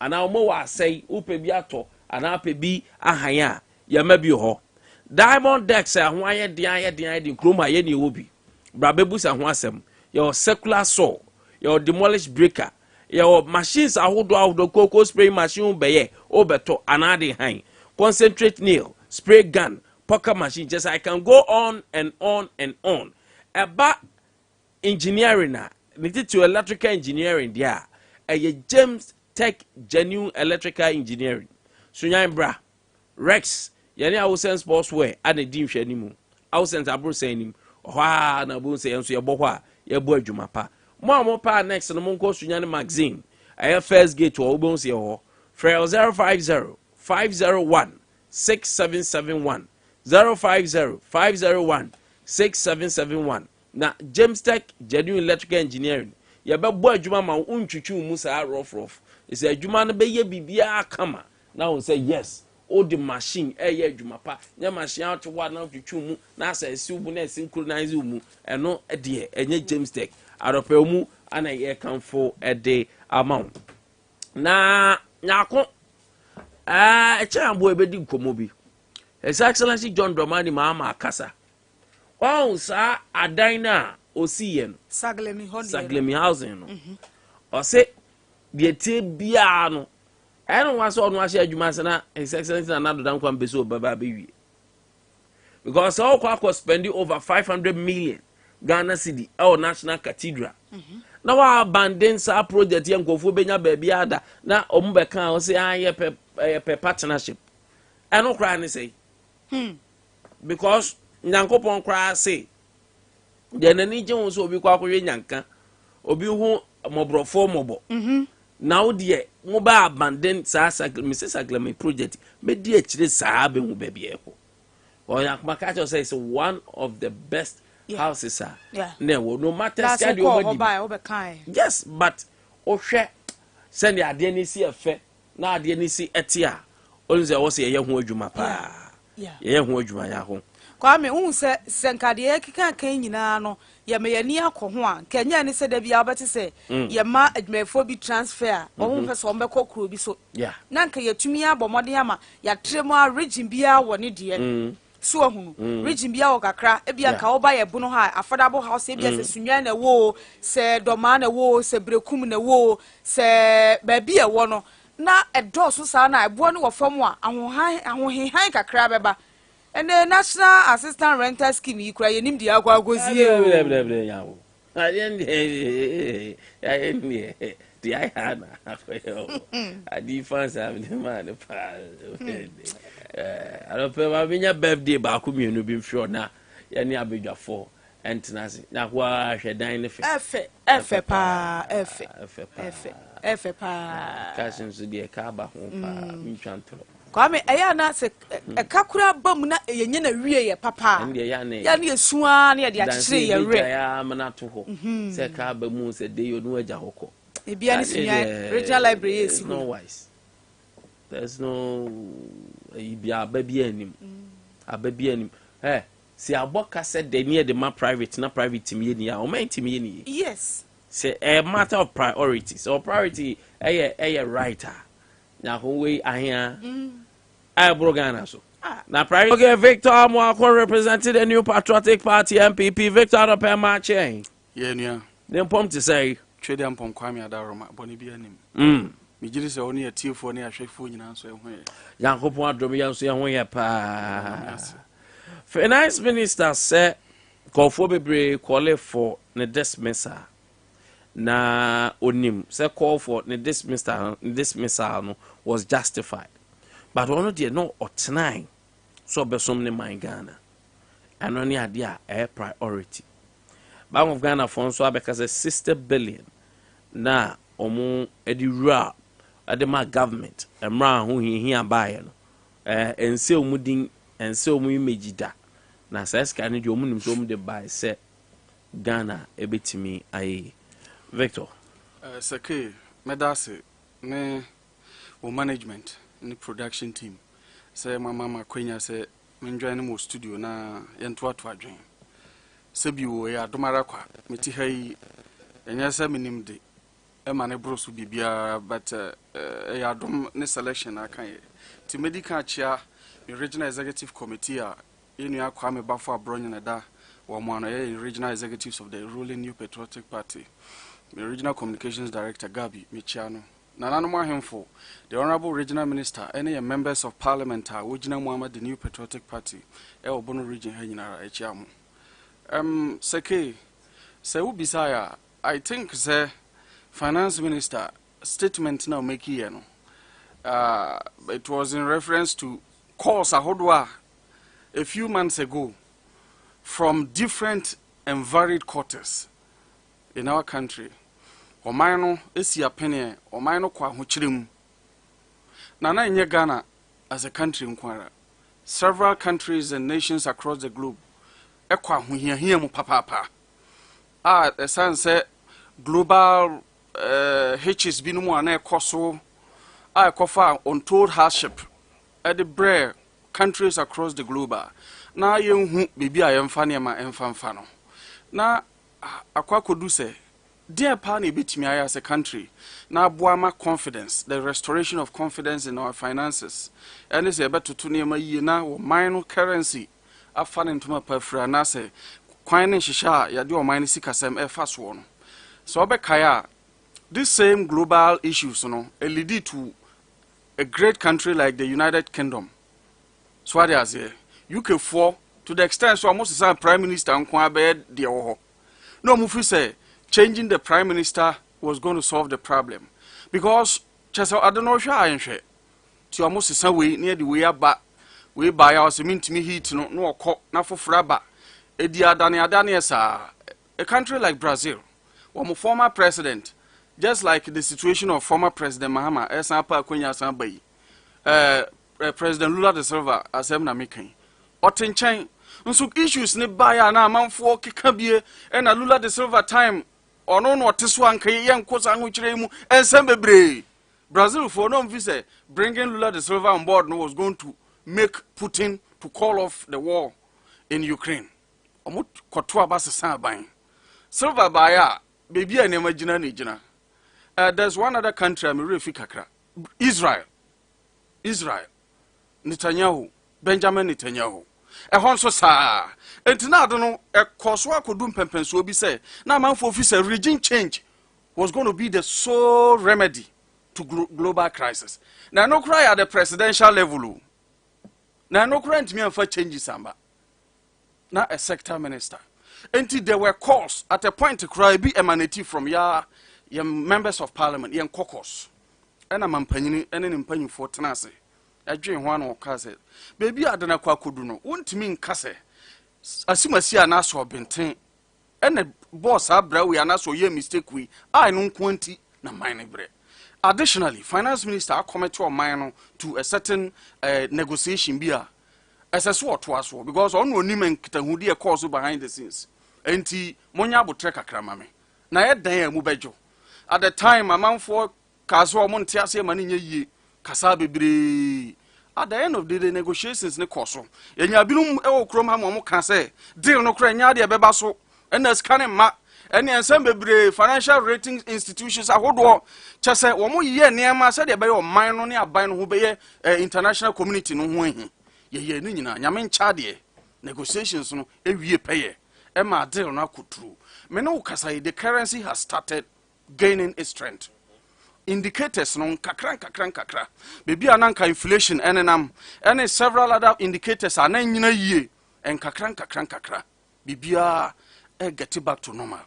Until finance minister was making a comment to say yes ojitum say ye kwa ho kire mu papa nemom at that point no we a leader enye no say do ho say baby adina do no me kwa kotena nchen anhwe kro be ka say the perception around say one cause problem no that is why morally and wow conscience any woni ni ya wo pe baby akwa akoche but nyame child yetumi nya kukudro etumi steer the wheels of state and kakra at the end of the day enema toto yi na no ko present budget so kan say kakra bibia all the indicators are going to be fine enti media mefa saasen we so na media futuo mapa e dia mo man Ghana de hye nyinara se enye de bia na ye benya nema rosy etoda ho kire beba some of the factors are out of our hands but obey ne den ye de jawa na ye de asoawo enti anya abotre na anya gidie ne arehemu e ona na akofo ado aban mu na said ye start here on a very very positive and a good note no aho kire any challenges na aba e ye den a emu bejo. All right, thank you. Honorable Proculati Mache. Honorable Pom to say. Good. The central bank, 60 billion on the mark government. Na omu counting as losses of the bank. Na a lot of people chastising central bank, a big crack, time, decades. Ye who said ye disca ye infuse ye inject money into the economy through the government. No, they say entire a style of Ghana. Central bank say it doesn't change anything. Omo image is still intact because what they did no, omo year to save Ghana from collapsing. Yeah, second, my mencha, or chief, and I mention. That's a different topic. It's a different topic. So I know finance minister Ghana for any new was can answer the person of the cover. Two topics. Good. Send me woman about two topics. Okay, and also come. There be so over late. Oh, send me bad meet you. Two topics. I'll start with you again. Send me no, we are cast MCC. Oh, when Cocafu Frona. Oh, there be all kinds of Ghana for any credit. Finance minister and any was proculating my topics. So, yeah.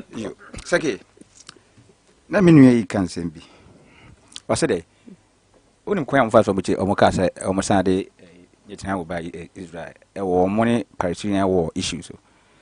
Changing of finance, a prime minister of UK has nothing to do with a financial situation. Over here, so Bekaya, mostly a party or quarter during COVID time. These were the issues. But notwithstanding, no, I'm just with unemployment benefit. They are not paying COVID-19 tax. They never use $143 million US and quote or dome and millions of dollars. Egumum pass it. Can you not count on that funti? And COVID-19, Ghana and Guan is here. Could you be so? Nigeria be so? Why they not have a haircut?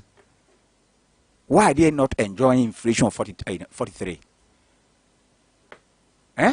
Why are they not enjoying inflation of 43? What do you mean? Why are they not having a haircut? Finance minister and him wasem. Ubejirani a man for IMF. And why are the Marco Bobu Simon Binti a moment, say, Mamma? Is it gradually a man for international retreat as a Ghana for?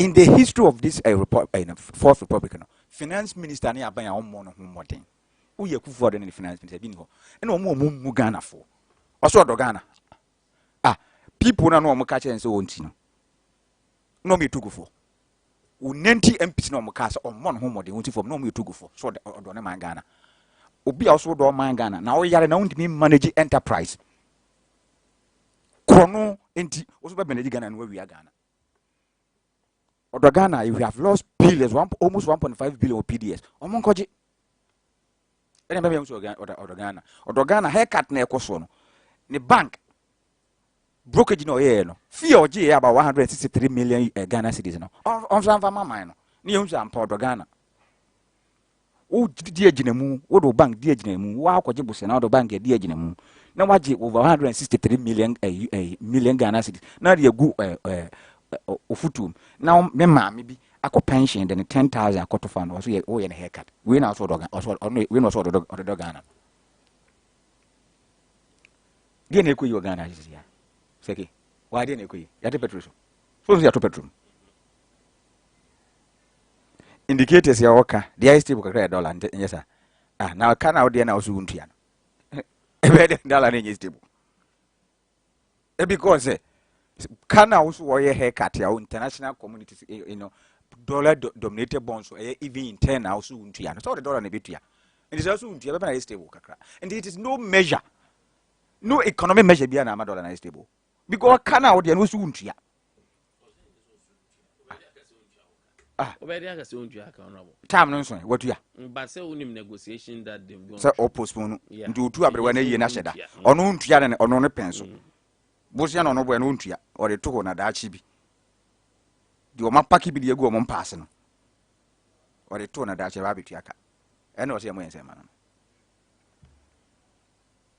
so o yo bi na ni wu asem why no kin frata ne kufu ado su buga na fo nka honorable nkra resign o kan say UK o kan UK for honorable no resign our finance minister we ko introduce tax bi on popular tax like levy and COVID-19 omo kan ya no resign the man is sitting there quoting Bible meanwhile he's stealing our monies quoting Bible every day no o we money oh masa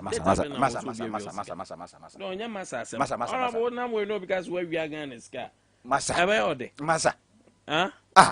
so now we a national cathedral ground and that so we are the West stealing masa data under COVID-19 the insurance company also insurance 10,000 where are the certificate one what the general report no on hinisika where are the certificate also we treat some people about 4,000 say oh you said you got to certificate back if this is not TVA what Friday say if this is not TVA over Friday say under accounting you so many due to be stealing there. You can't just be there and say so many certificate you made an insurance for over 10,000 according to you. Wow company a finance minister and what you are a honka a honkrata and you're stealing a robbery. Okay, me no say a robbery. It's not stealing, it's not robbery. So yesterday a robbery me no ya adwene. Enti baby Genesis here. One kasa na ye wo gina won say we are 10 enyama ekoyi enyama be na ekoyi enkane ya bo kwa na ekosoro petro bo kwa na ekosoro ena me ne ukasa o man da auto parity e man no e da auto parity kakra ye wo a to kakra ye tu aye common fan kra mo de betu amanfo ama asidra same no mde ye aduma na contract say ye betu am kana o manya be ye di kra so mo sa de ton se kan every decide e cha mo party delegate for communication or data eka obusa me proof ni ko busa bo wi asamwa ko busa bo wi asamwa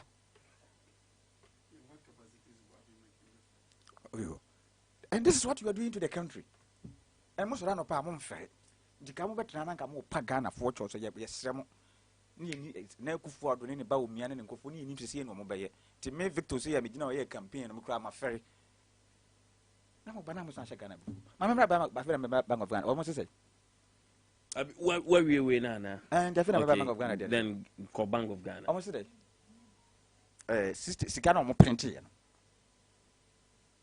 am fam raso o man na boka o ma boka 60.8 billion and then ti o mo image banks no collapse no mo ka yese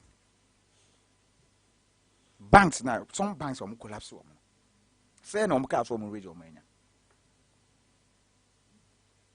if say ye nyama de say ngo bia nka me ba OP3 obeti ma rani on my own nka dress bit my governor of Bank of Ghana oh abani here is ma ko print bi ama no say the print is printing press ye print papers or printing press nka bia beti me aye when me who on financial statement on financial report do they run a transport company do they run transport company to use about 160 million on fuel within one particular year? And a VIP grumble you say scan 1 year. The Bank of Ghana, do they run transport company? How many branches no more? How many branches no more? How many vehicles no more issue? Do more report na aso man ba we ma hihyo 130 something million yes maintenance of computer and that is weren't you shocked? So report we about and then this as a political party we come out with the official statement on that Bank of Ghana report nearby. And when you have crooks connection men or more that did be any be a new man. So then I could for what other than your say. If you what kind of more platform say if you are a member of the government now chastise the government now audience on a good anymore say or party anymore because the MPP government intina Victor Betty and Victor on him saying then they could for also try and justify. And I know the Anderson of one of them. So or justify the illegal or justify say Bank of Ghana maintaining image by using 167 million within 1 year, so many are tofu. And 161 million, what they call Ghana citizens. I mean, we are talking about getting to 2 trillion, about 1.7 trillion, or they are tofu within 1 year. The image near tatted. The image and kind. So if you sit down now, where's the uncle Fu? Conform don't pass on be kuno saying. On pass on be there really so more Ghana for one children. On pass they are insensitive to the pride of ordinary Ghanaians. On pass on be deeping your worries, your woes. I'm not surprised for King for that and a governor of Addison. So not done for them. So I'm going to answer them. Now, do I want to share Ghana for before? I'm going to share Ghana for before. You thought people, you Ghana for right, so I'm going to catch your sissy. Knowing that they were right. I don't know where for. Because all him said, the old team, no. Oh, sorry, please, when you're my bed, in Yasam Ketwa. So do a team. So clear the mess in you, or sorry, please, where the bed in Yaman. No, but I'm sorry. They're not team. Oh. What they do, I do. So, that point, I need to be going to. So these people are insensitive. They don't care. They don't care how much they're Ghana for Ekum. All what they think about is say how to enrich themselves. That's what they are thinking about. That's what they are not Victor Mama. Would your money be? Can we encounter $1 million? Edo been passed. You 1 million. They are treating money 1 million. It's about 5 million, not 10 million. Down here treating. You move 10,000 cross and car. Also the better half. Then you come and sit here, Massa. Messi go for any other baby. I'm Ghana. Man, so them dig cancer. I'm mobile. So I'm dear. One, I'm be kuno massa. Now the economy is on its knees. I see a growth instead of 2.8, I expected 1.5. Did you indicate as near Kamasembe? Was a neighboring country a binum 3.8, a binum expected 9. Oh, the old told the Esobawachi from 2.8 to 1.5. And you are saying say you are turning the corner. Now you can't how ready one with Matiana. You are wasting the pride of ordinary Ghanaians. Masa, who could now come market? would now go baby no TD we are man for people suffer. It's okay. It's not easy. And the omo ya say ye yenti obi asem ye koso ne be koso nya ye ya tinare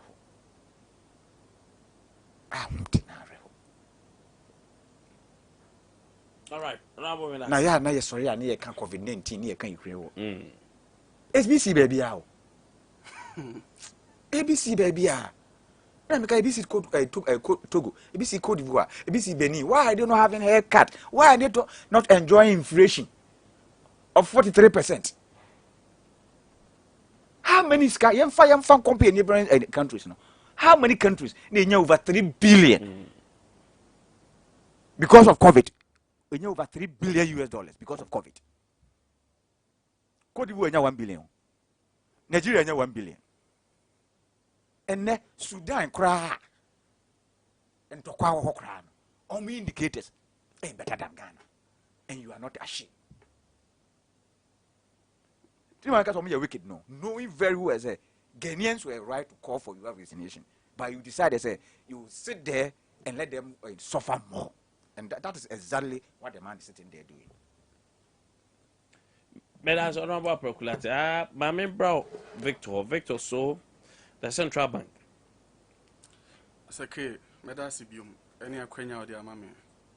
Na maka say in finance and specifically in banking, there's a world of difference. In fact, a sea of difference between insolvency. Say company and a banking institution are insolvent or niska out the bedijuma into a collapse. And I say a guno. A different from say we're making a loss. That ought to be established clearly. And to know say ye di sikasem ehon komo. Now ebinumu would want to interchange and use those words anyhow. Now it is so misleading. As we be told you free and running and and opinion. Ultimately say people are forcefully trying to create the impression say the fact that a financial institution to say Bank of Ghana are making losses, actually say good. And the binum narrative and say Bank of Ghana spendings can as a Bank of Ghana egu banks binum because they were insolvent and as a banks binum guno Bank of Ghana antimi aso mo asene no ye nhwe han gu omo nti ase say wo Bank of Ghana wo claim so ugina na so na ogugu banks binum no ene won so ho akire wo awugu but Bank of Ghana enwu na enwu china so na banks ahodo ana no eho ba asemo a ebinum egu ye ne ade no at least it is on record say Bank of Ghana kruya ekoso wo mo asene Bank of Ghana is the central bank ahodo e wo Ghana nyina e ma me no nti se bi kwa ho kire mu a ye so na sene na mistake a wo mo ye at the time and honorable procurator ene na ban John Mahama time ene say sika no wo mo soa de ma banks no abra mo amfa mani ani akire anhwe se sempo ne teku a de kwa kwahye bank A anase bank B ejumadi mu no aso kwan foforo ben na mode fa so suban dada na mutimu ani nti e de bank ni guo na ba no ade foforo ben na moye so ati ase se kwabra ni timi tabri bank capital no no ade akwa establish another bank abra wan follow corporate enhwehwe a ewo bank ho ene ade Bank of Ghana governor edi nchiremu aba a o chiremu se enya se wo motena ho ye nhwe ha na prekope sorry ya close to 60 billion Ghana cedis ye target ananka se ana profit se make you no akoye otherwise pacho de otonto su okwan ho no sabi mfaso nti na edidwa nti se last year otimi make a profit of 1000 Ghana cedis ewo entosu ton mu na se afi wei wantimi anya 1000 Ghana na ebi a entosu na ebi proye anase ama meduntem enti profit ana ese so onya no wanya no make loss wa eno kire se tomato su ton no agu anase nedwuma gu ana enti sa domestic debt exchange program a ye nyina yanimu a wane a wode won sika ekọ share enhihya ahodo a Bank of Ghana for ADA say ye de investment e mature ananka ese se ye tua no wo man no kwa ahohiahia mu ne ekọ International Monetary Fund Emma and Shishaudo about and I said payments are Hoduano, yes, Taga. Ye chichem near Triano Brano, I am Kofa, which will be bring family Sikasem. Sadia Baya bit me, Anya, the consideration of the IMF. And Tiakofa negotiations are Hodua by. A do baby no, a man for tete, ye high. Until who be here see Tabris Capudu near Tears as can free ho. A Kahubi. Anka sika as a Bank of Ghana say wono. Ya Tabribi, at the Aquaco settle. Sa ka hoduana at that bank no, a pampamuno. And non codan chain. O shat depreciation of the currency na. A babian who bet nasi. Na the currency analysis or mine sika didja at the boy brano. A more one day back form, no bainani, no high. Tesa some time ago, currency ni depreciate ya call doom so more. Yanya man panini or can say it was an act of God. And to a young ye no. Nana Kufuado ka say debi. Gentlemen tena ho e masikano e mu ahode no e so nhwan ne yankasa enye ho bibi. Entino, what do all other reasonable governments across the globe do? One major option, and it's over print bi e de agumu. And this before ye bida. Governments across the globe e ye bi. When ye di kan enti maybe in the wisdom of the NDC no nke yantena ho ne yankasa economy na in its own way e corransa e bi e better than na stable. Yet ye very very bold etu anamon do esese ne aye. Bank of Ghana nyamen chadie. Bank of Ghana is not like any bank or non-bank financial institution in this country. Or making losses and no making losses. Empo sa smaller financial institutions no. So when me meeting the targets, no making losses are. Or GDN ratio say maybe in the ensuing financial year no. Or the measures are who do be go kwamua ebetimi aboa ama ebia se loans no ma ebia default and as investments binum no ye ya want me rake in enough revenue or be re-strategize it no make sure say obe overcome the losses. Bank of Ghana is a bank on its own. Or no making losses are or kwan fofra obetimi afa so na wayi sa losses na free ho. Enti e mo bia ya mu hihye no. Wey a procedure I say best practices at the end of each financial year no fa bank no statement ebetudwa na e dia ba betudwa na adi mu no kore a kire Ghana for say yes nanka ehwe ani mu say ye be make profits but as a result of bold decisions ne a friend saying demands bi no more necessary satisfying to no ye tu sana mo we enenti akofa losses aba eno nkire say Bank of Ghana gu misramo enwu ye ahokyere kakra na aba ono awo tumi ene nimdia ne ahoden se obetimi afa kwan foforo bi so no pesa Canada hyemu mentena studio ha mompai se de asie bi nsansi asansa sabiu mfaso nti ne didwa enti mesre se the impression out there say 60 billion the losses incurred by Bank of Ghana na kire se bank na gu enwu ye bank agina ne na so na ye be wura foforo no this new financial year ye be komu no say nyina say yankopon de yen kwache ya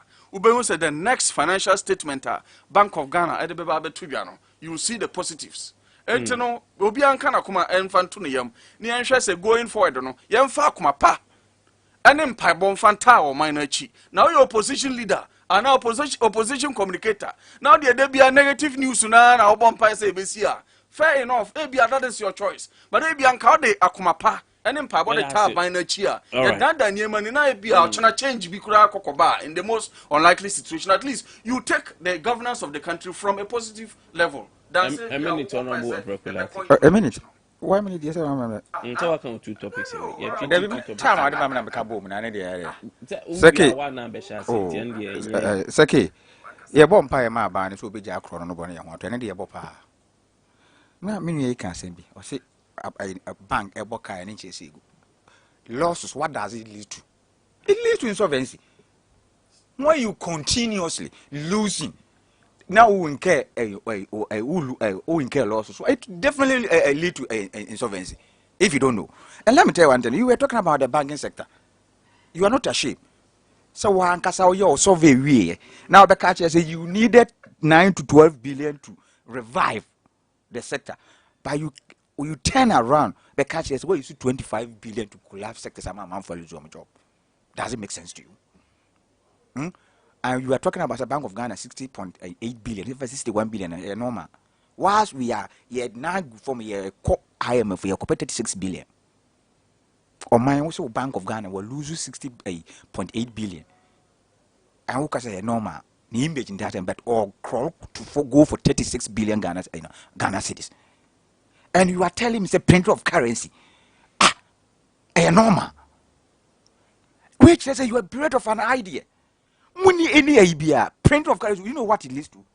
And you think a print of currency bit more, I'm a forest demand, and to forest demand. And as I maintain, exchange rate. When you print more currency, you know what it leads to? It leads to inflation. And that's where we are now. What they are doing is they are regularly raising monetary policy rate, thereby increasing interest rates at the commercial banks, thereby increasing interest rate of those people who are doing business and going for loan, and thereby increasing the prices of goods and services at the market. Because these people are not for the Christmas. That's what we experience today. This decision here, we need the more no more taking no. As soon as one year, anything that last year, power 20 unit here, a 50 unit here, 20 Ghana, and here 87 no. Anything that can't get born, how cost on. So this reckless, ridiculous, you take here.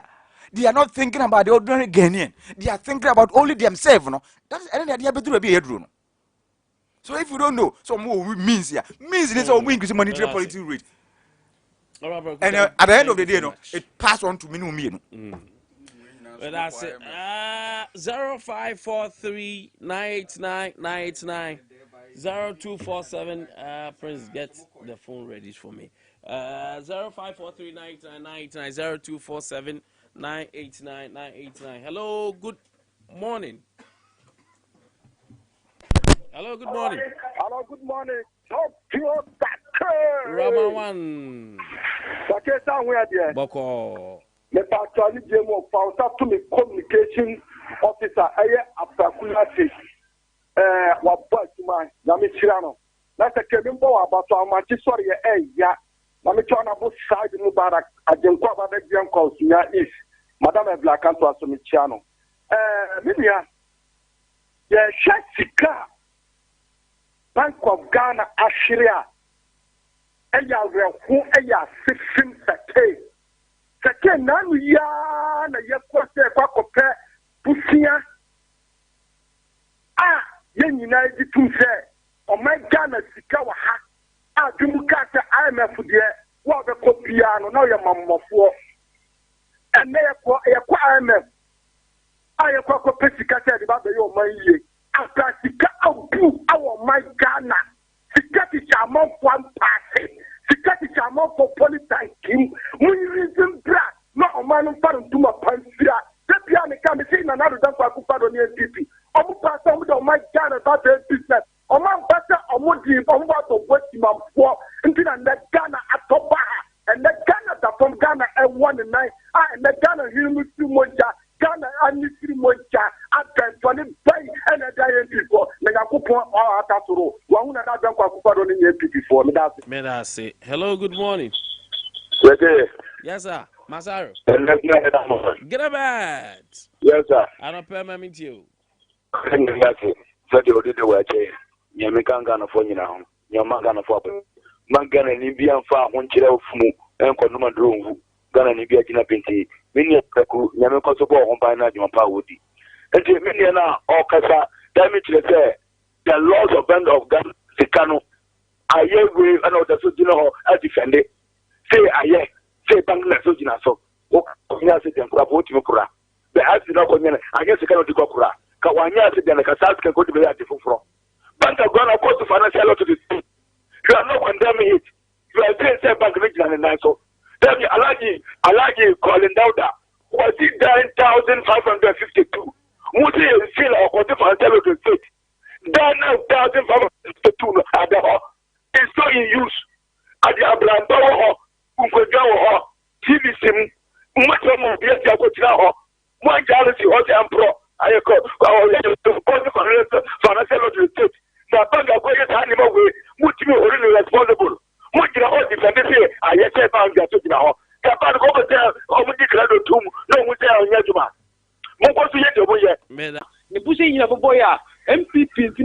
country ba ko ma Ghana da o ya Ghana ni na ni busa se ya wa ya man ha Ghana no ni busa se one says 77 pradiasa ye tu jene afukunjo so se ni mongo nso ani wombu ade ani ye tu fukunjo so ka hin korona sa bakase ni sa pa sa kunjo na se edi hene what be that what would be to that then tuna Ghana go on for go maganes yen yina yo man how yeah former president do mama NSA ono de we gemfunu mo kan ko anya de wati na de busa se obi awu wa Ghana amuti se obi awu asaba Ghana ha se ono na wu wasam anya ne abada eya musuo sinni pa wa babu Ghana abu Ghana kan ten ma Ghana yesofa ama yes pam no se yan problem da afise o ma Ghana makoyiwa gweni yesu chia also nyama gesen kandi pako atase ransa fa kunjan mame na mentina so ena mubu Ghanaians. May I say thank you very much. Hello, good morning. Betem abeswa atalawe ba ko pe atalawe enti anope chia onabra peculiar mame pa ka tell self defend na we are sending me 20 bin top here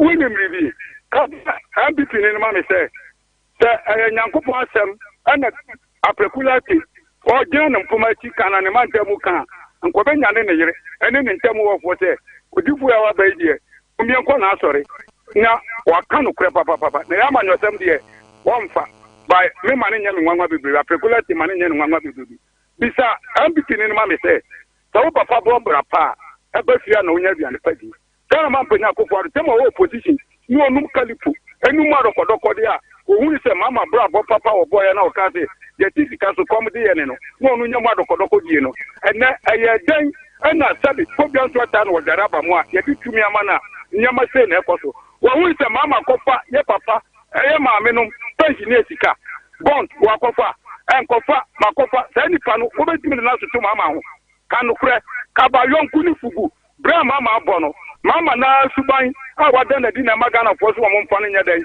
emra na no obi de meka de nipa ne sa ade ti abra be ti sika no say enya mi se Ghana man panya akofo ado je ni bio ena mi de they have not introduced a new idea. Honorable members, they have not. Is going. He's left with 10 minutes, please. He's left with 10 minutes, so don't.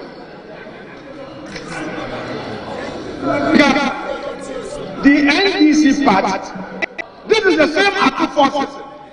Is it the same you? Is it Atu forces? Hey, Atu forces. Were you not the person who could not draw down on the CDB loan? Were you not the one who could not implement successfully the IMF facility that this government sees? Are you not the same person? Yes. I tell you on authority that during your time, you could not successfully implement the IMF deal. Sit down.